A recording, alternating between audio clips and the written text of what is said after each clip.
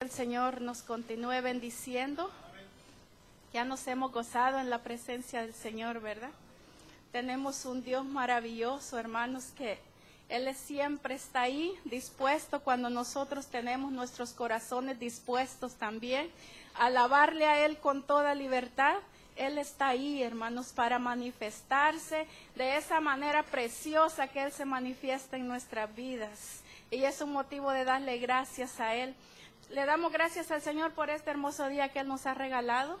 Mire que ayer no queríamos salir a ningún lado por la lluvia. Ahora el Señor quitó la lluvia, hay poquito frío, para que nosotros no tuviéramos excusa para venir a la iglesia, ¿verdad? Y aquí estamos, hermanos, gozándonos y parece que mañana va a seguir lloviendo. Pero le damos gracias al Señor por este día. Yo le doy gracias al Señor por el privilegio que Él me ha dado de poder compartir su palabra con ustedes. Pues la hermana Elena ya les anunció que el pastor no está en este día. Al rato lo vamos a ver, primero Dios. La hermana Elena ya leyó la lectura bíblica que se encuentra en Primera de Reyes, capítulo 17, versículos 1 al 16. Yo les pido que tengan su Biblia abierta, hermanos. Vamos a mantenernos en esos versículos. El tema del mensaje es Elías y la viuda de Sarepta. Que el propósito de este mensaje, hermanos, sea fortalecer la fe de cada uno de nosotros. Que cuando recibamos este mensaje podamos ser bendecidos, podamos ser fortalecidos en nuestra fe y convicción acerca del Dios en el cual nosotros hemos creído. Amén. Cada vez que hablamos de fe, viene a nuestras mentes, ¿será que tengo yo suficiente fe? Eso viene a mi mente. ¿Será que cuando esté pasando por ese momento difícil, mi fe no me va a abandonar? Y una petición que yo siempre tengo delante del Señor es: Señor, dame fuerzas para que mi fe no me abandone en el momento preciso, porque sí la necesitamos, hermanos.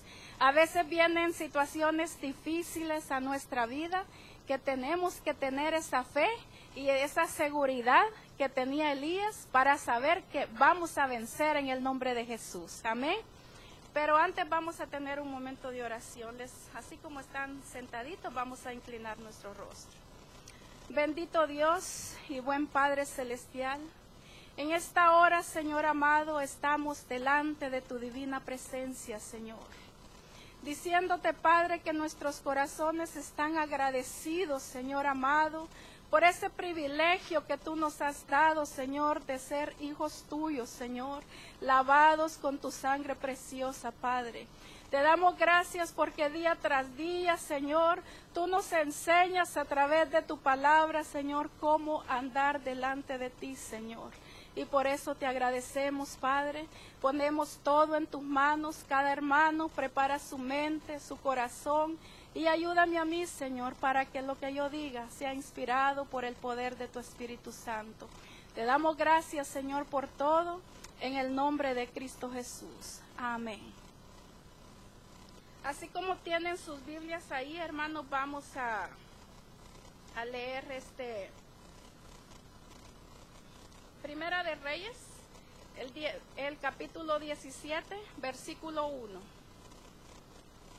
Dice: entonces Elías Tisbita, que era de los moradores de Galaad, dijo a Acab: vive Jehová, Dios de Israel, en cuya presencia estoy, que no habrá lluvia ni rocío en estos años, sino por mi palabra. Amén. Aquí lo que nosotros vemos, hermanos, es una seguridad que Elías tiene. ¿Con qué seguridad él dice, verdad? No habrá lluvia ni rocío, sino solo por mi palabra. Pero es que él sabía de quién estaba agarrado, hermanos. Él sabía quién lo había enviado, era un Dios todopoderoso, un Dios que no lo iba a abandonar, ni lo iba a dejar solo. Y sabe que ese mismo Dios que Elías servía es el Dios que nosotros servimos también. Es al mismo Dios que nosotros adoramos, al mismo Dios que nosotros nos arrodillamos y le clamamos a Él, y el mismo poder que tenía en el tiempo de Elías lo tiene hoy y lo seguirá teniendo. ¿Cuántos dicen amén? Pero cuántas veces, hermanos, dudamos de lo que Dios puede hacer por medio nuestro. Tenemos temor. Viene duda a cada uno de nosotros y ¿sabe qué? Empezamos a buscar por otro lado que quizá no nos conviene. Por eso hace falta pedirle al Señor cada día que aumente nuestra fe, que nos enseñe cada día a confiar más en Él. Y mira, hermanos, dice la Biblia que no hubo ningún otro profeta desde los tiempos de Moisés como Elías. Su nombre quiere decir, Elías, dice, el Señor es mi Señor. Elías hablaría, dice la palabra de Dios, sin temor, hermanos. Usted podrá decirme, hermana, pero es que en el tiempo de Elías los tiempos eran diferentes. No, fíjese que no. Yo estuve leyendo Primera de Reyes, estuve estudiando, hermanos, y me di cuenta que cuando Elías habló sin temor, fue en medio del vacío espiritual que se encontraba sumido el reino del norte en los tiempos de Acab. Porque había una idolatría tremenda, hermanos. Y fíjese que el servicio y lucha fueron en contra de la adoración, dice, sin medida a Baal. O sea que toda esa gente adoraban a un Dios y ese Dios se llamaba Baal. Era una adoración sin medida y ahí estaba Elías demostrando, hermanos, que había un solo Dios verdadero, y eso era lo que él quería en este pasaje bíblico, demostrarle a toda esta gente que no había otro Dios como el Dios que nosotros servimos. Amén. Malaquías, hermanos, predijo también el retorno. Váyase usted conmigo a Malaquías 4:5 y el que lo encuentre me lo puede leer, porque encontré que Malaquías también predijo el retorno de Elías antes del día de Jehová, grande y terrible, dice. Si alguien me lo encuentra, Malaquías 4:5.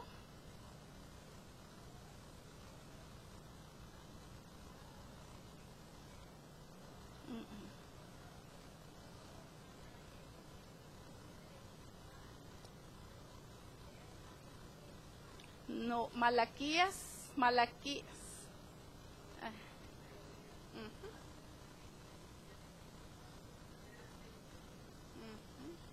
Ese es, hermana, Malaquías 4:5. Ajá. Y como leímos al principio, hermanos, donde dice, entonces Elías Tisbita, que era de los moradores de Galaad. Tradicionalmente se entiende que Tisbita se refiere al pueblo llamado Tisbe, o como una designación para los colonos de Galaad, ¿verdad? Elías, quien sin temor, hermanos, él se presentó frente al rey de Israel, no tuvo temor, no se presentó porque así sin temor, porque quizás se creía grande o porque tenía suficiente poder. No, hermanos, él se presentó ante el rey de Israel, dice, sin ser anunciado, sin ser invitado, porque él sabía quién era su Dios. Dice, pudo hacer esto gracias a que estaba frente al único cuya gloria, majestad y poder, dice, son infinitamente superiores a los de acá. Nuestro Dios es grande, hermanos, ¿cuántos lo creen? ¿Y con qué autoridad, con qué confianza, con qué fe Elías dijo, no habrá lluvia ni rocío? ¿Y sabe cuál era la creencia cananea, hermanos, en ese tiempo? Consistía en que solamente Baal controlaba la lluvia y el rocío. Elías, hermanos, el anuncio que Elías estaba dando era un reto total. Era un reto, hermanos, que él estaba seguro que Dios no le iba a fallar. Él lo que le quería demostrar a esta gente, quién era Dios en realidad, o quién es Dios en realidad, Jehová o Baal. Eso era lo que Elías quería demostrar, o el Señor quería demostrar a través de Elías. Sigamos leyendo ahí donde tienen sus Biblias abiertas, en los versículos 3 al 5. Dice: apártate de aquí y vuélvete al oriente, y escóndete en el arroyo de Querit, que está frente al Jordán. Beberás del arroyo, y yo he mandado a los cuervos que te den allí de comer. Y mire lo que dice el 5. Y él fue e hizo conforme a la palabra de Jehová, pues se fue y vivió junto al arroyo de Querit, que está frente al Jordán. ¿Qué puede notar usted en estos versículos, hermanos? Obediencia. Nos habla de obediencia. Dice que Elías fue e hizo como Jehová se lo ordenó. ¿Cuántas veces Dios a nosotros nos ha enviado a hacer algo? Como les dije que este mensaje era, hermanos, para que nosotros aprendamos y le pidamos a Dios, ¿verdad?, que nos ayude para que nuestra fe pueda crecer. Pero aquí lo que nos habla es que Elías, él fue e hizo como Dios, ¿verdad?, se lo mandó. Pero a veces nosotros, ¿verdad?, el Señor nos dice, ve para acá, y agarramos para otro lado. O nos dice, haz esto, y siempre tenemos alguna excusa. Pero aprendamos, hermanos, cómo es que viene la bendición del Señor, ¿verdad? Porque el obedecer es mejor que sacrificios, dice la palabra del Señor. ¿Quién era Elías, hermanos? Dice la Biblia, o dice la palabra del Señor, que Elías era un gran varón de Dios. Un hombre que retó a toda una nación de los Baales, manifestando su enorme fe, hermanos. Él estuvo en una cueva y fíjese que flaqueó en esa cueva, y Dios tuvo que tratar con él, porque él también flaqueó, hermanos. Nosotros muchas veces flaqueamos también, pero la cosa es que no nos tenemos que quedar ahí, ¿verdad?, sino que tenemos que pedirle a Dios que abra nuestros oídos espirituales, para que cuando Dios empiece a tratar con nosotros, cuando sentimos que estamos flaqueando, podamos escuchar su voz y podamos obedecerle, para que nos podamos levantar y seguir adelante. Pero si nosotros empezamos a flaquear y cerramos nuestros oídos, hermanos, ahí tenemos que tener cuidado, porque por eso hay muchos cristianos, lamentablemente, que no están acá, que están en sus casas o andan en algún otro lado, porque cuando viene el momento en que quizá sentimos que ya no podemos continuar, Dios no se aparta de nosotros. Él siempre sigue al lado de nosotros. Nosotros tenemos que pedirle a Él que abra nuestros oídos espirituales para escuchar su voz, cuando Él nos está diciendo, levántate y sigue adelante. Amén. Y eso pasó con Elías, hermanos. Dios no lo dejó ahí. Dios empezó a tratar con él. Sarepta de Sidón, hermanos, era una nación pagana, dice la Biblia. Era una nación idólatra, lo mismo que Samaria. Y el juicio de Dios fue que no llovería por 3 años y medio. Y ¿sabe qué, hermanos? Ahí fue enviado Elías. Ya ve que no era fácil para él. Y a causa de la sequía, dice que el arroyo se secó. Pero Dios no lo dejó ahí, hermanos, sino que dice que Dios se lo llevó a otro lado. Notemos en estos versículos, hermanos, la divina providencia de Dios hacia sus hijos. Como les digo, Él no nos va a dejar. Él siempre va a estar ahí para extender su mano, para darnos la fuerza que necesitamos, para levantarnos y ayudarnos a seguir adelante. Como Dios cumplió sus promesas, hermanos, de no dejarnos, Él cumple sus promesas de no dejarnos ni de desampararnos. Pero es cuando nosotros tenemos la mirada puesta en Él, cuando nosotros le somos obedientes a Él. Mire, cuando nosotros nos fiamos en Dios de todo corazón, Él no nos va a dejar ni nos va a desamparar. Eso téngalo seguro, hermanos, si usted ya lo ha experimentado quizá muchas veces. Quizá para nuestro parecer humano, hermanos, Dios hace cosas ilógicas. Lo pensamos así muchas veces. Cuando tenemos necesidad o necesitamos alguna ayuda para nosotros, ¿qué es lo primero que nosotros pensamos? Yo pienso que pensamos, oh, voy a ir con la hermana o el hermano fulano de tal porque él tiene y me puede ayudar. Es lo que pensamos, ¿verdad? Nosotros pensamos en los ricos, hermanos, porque ellos nos pueden ayudar. Pero Dios hace lo contrario a nuestro razonamiento. Dios pudo haber enviado a Elías y decirle, mira, Elías, ve allá, hay comida, allá te van a dar todo lo que necesitas. Pero no, Dios lo mandó a una viuda pobre. Porque esa era la condición de esta mujer. La Biblia dice que era pobre. Le dice, ya no tengo nada, solo lo último que tengo lo voy a cocinar para comer mi hijo y yo y dejarnos morir. Pero sigamos viendo, hermanos, aquí la mentalidad de esta mujer de acuerdo al versículo 12. Ella respondió, vive Jehová tu Dios. ¿Qué puede notar usted ahí donde le dice, vive Jehová tu Dios? Podemos notar, hermanos, que en otras palabras, esta mujer le está diciendo que el Dios de Elías no es el Dios de ella. Vive Jehová tu Dios. Ella con esas palabras le confirma que es el Dios de Elías. Quizá ella adoraba a muchos dioses, hermanos, dada la condición pagana de su gente. Ya ve que ellos adoraban a muchos dioses. Pero sigamos viendo las palabras de la viuda.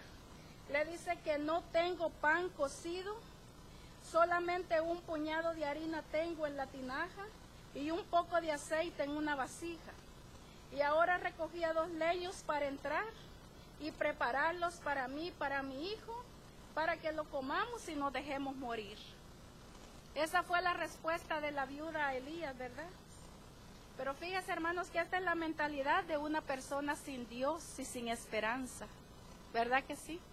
Porque si nosotros nos estamos quedando sin nada, yo como hijos de Dios lo que hacemos es tirarnos de rodillas y pedirle a Dios que supla nuestras necesidades, que Él ha prometido no dejarnos, Él ha prometido darnos todo lo que necesitamos. Por eso yo pensé en ese momento, pues es la mentalidad de una persona sin Dios y sin esperanza. Y yo decía cuando estaba estudiando este mensaje, ¿dónde está la bendición de esos dioses paganos que esta gente adoraba, hermanos? Nada, no tenían ninguna ayuda de ellos. ¿Por qué los adoraban? Pues solo ellos saben, ¿verdad? Pero sabe, hermanos, que lo más triste es que muchos cristianos se encuentran en la misma condición. Eso es lo más triste, en la misma condición de la viuda, porque su fe no está puesta en Dios. Su fe está puesta en sus propias fuerzas. Su fe está puesta en su propia inteligencia. Su fe está puesta, hermanos, en su propio razonamiento. Hacen a Dios a un lado, se olvidan por completo de Él.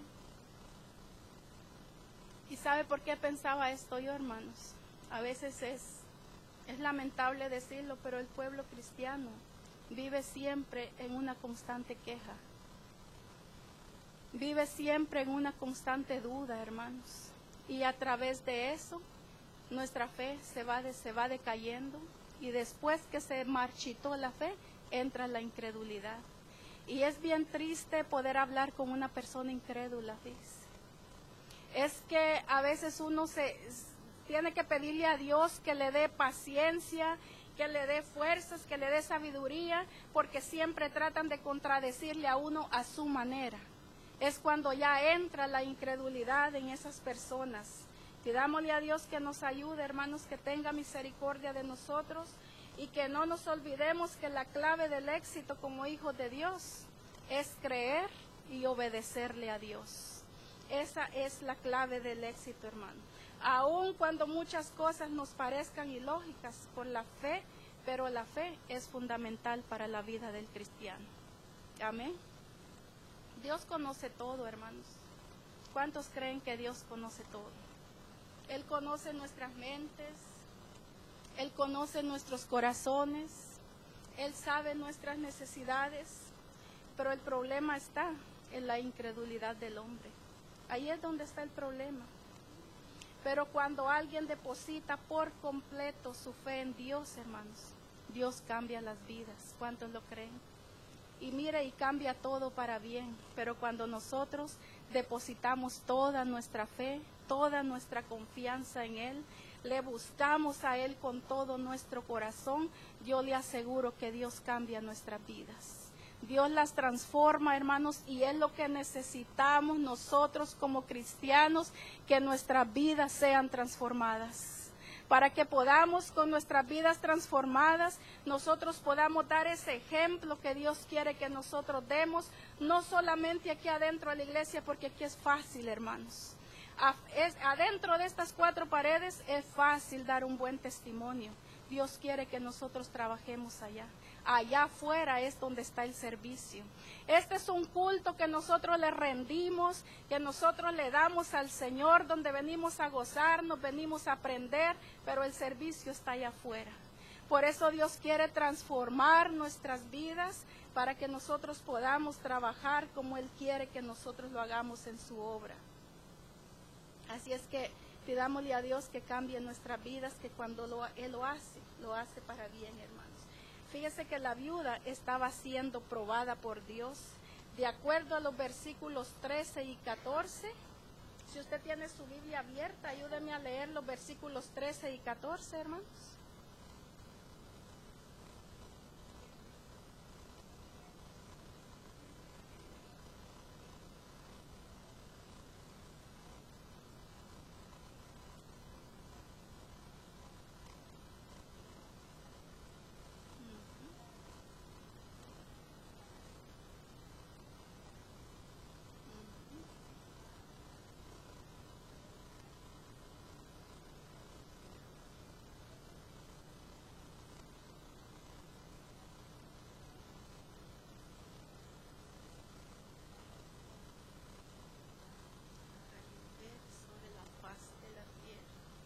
Amén, qué lindo, ¿verdad?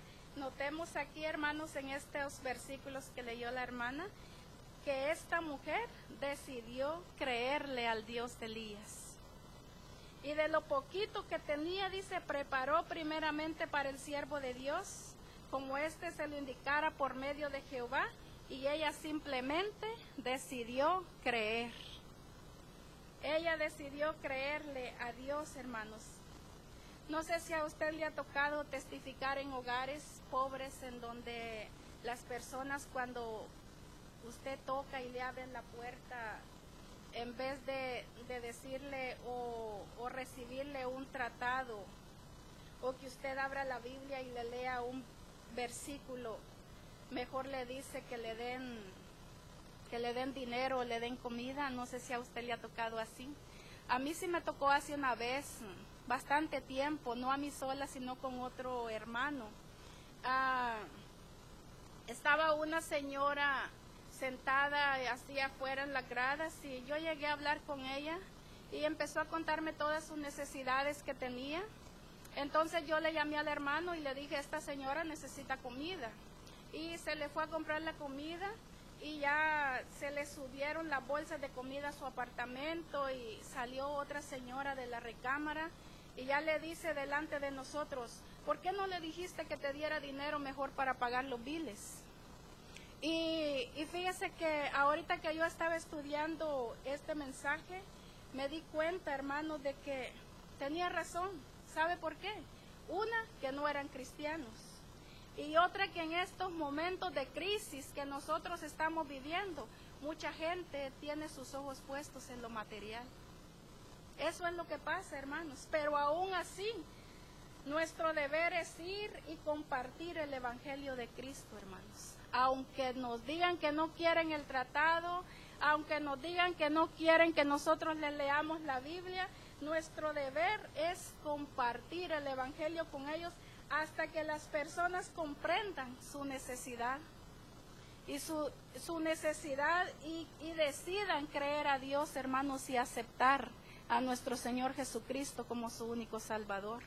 Eso es lo que nosotros tenemos que hacer, aunque nos tiren la puerta encima, aunque nos digan que les demos dinero o que les llevemos otra cosa, hermanos, nosotros tenemos que seguir, porque a eso nos ha mandado el Señor a nosotros, a predicar su palabra, pase lo que pase, nos digan lo que digan, a eso el Señor nos ha enviado a nosotros, hermanos. Fíjese que la evidencia de la fe de esta viuda fue el creer en el Dios de Elías. Es lo que nos enseña en este pasaje. Ella decidió creer, hermanos, porque decidió compartir de lo poco que ella tenía para ella y para su hijo con aquel varón de Dios.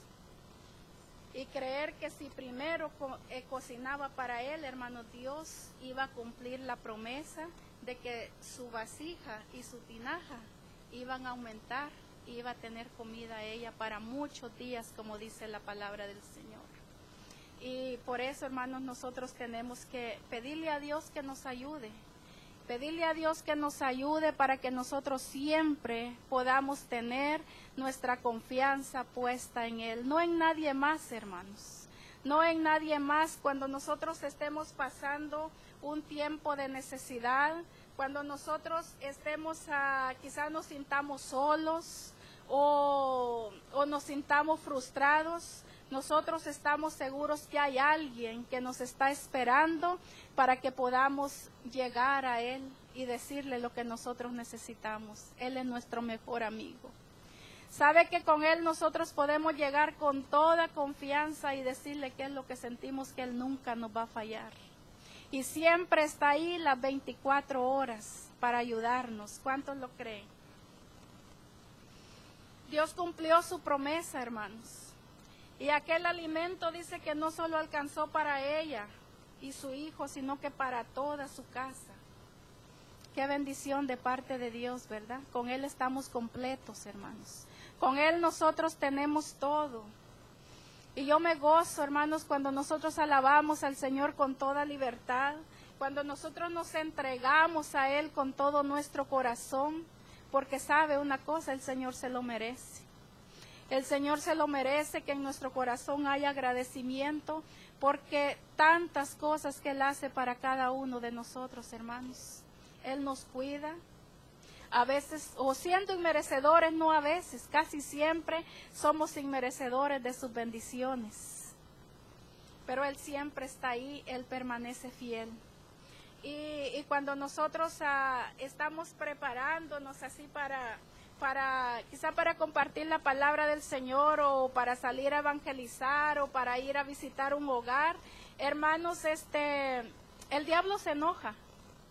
Él se enoja, ustedes saben que Él es el enemigo de nuestras vidas. Y siempre va a venir algo que lo va a probar a uno. Y ahí es donde nosotros nos sentimos tan bendecidos, cuando el Señor cumple sus promesas y el Señor nos enseña que Él está ahí. Aunque se venga la prueba dura, hermanos, el Señor está ahí. Yo pasé estudiando este mensaje toda la semana, me pasé preparando, y sabe que, hermanos, el día jueves recibí una noticia tan dura. Pero yo me alegré en una parte porque no estábamos solos. Yo sé que Dios era el primero que estaba con nosotros, pero estábamos acompañados de la familia Moreira y la familia Vargas. Y solamente le dije a hermana Adeli, hermana, tomémonos de las manos y oremos.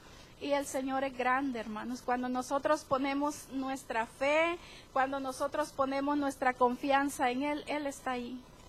Él está ahí, y Él lo único que quiere es ayudarnos a salir adelante, ayudarnos para que nosotros siempre nos sintamos fuertes para Él, porque solamente así podemos seguir adelante, hermanos, solamente así.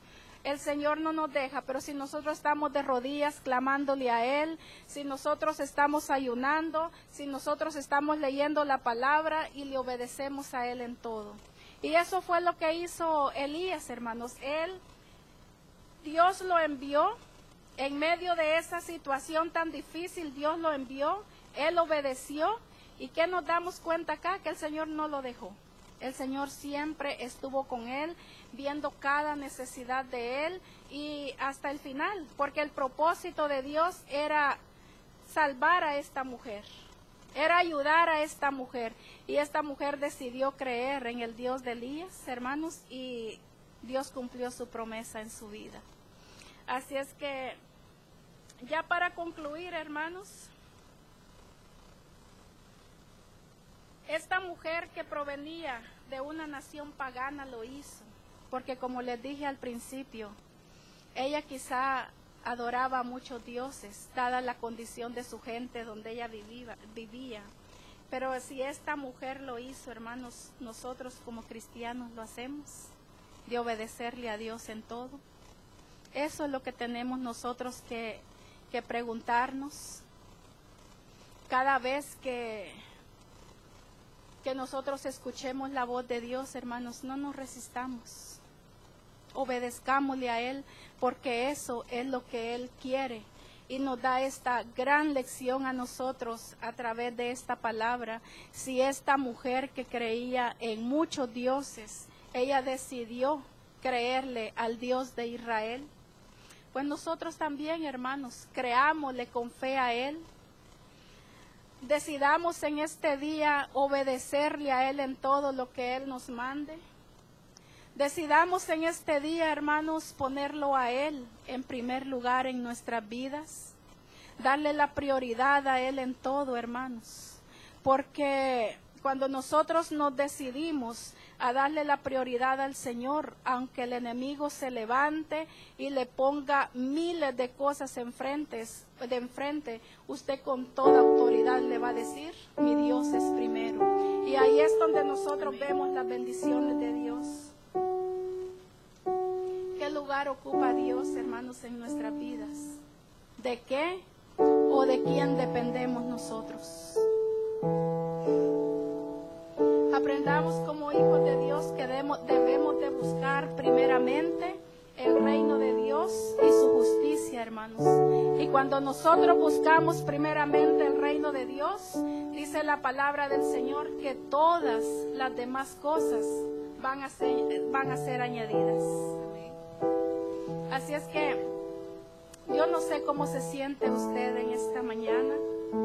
Si usted está quizá preguntándose, ¿será que yo tengo la suficiente fe?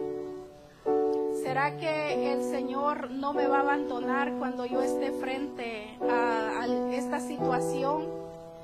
Si usted se siente así, hermanos, tenemos demasiado tiempo. Si usted quiere pasar y arrodillarse en el altar y pedirle a Dios que aumente nuestra fe, que Él nos ayude a ser vencedores en cualquier cosa que venga a nuestra vida. Yo le aseguro, hermanos, que el Señor ahí está esperando. Él lo que quiere es ayudarnos, darnos las fuerzas que nosotros necesitamos para seguir adelante y que podamos seguir victoriosos en Él. Mientras usted se decide, hermanos, vamos a cantar unos coros con el grupo. Amén.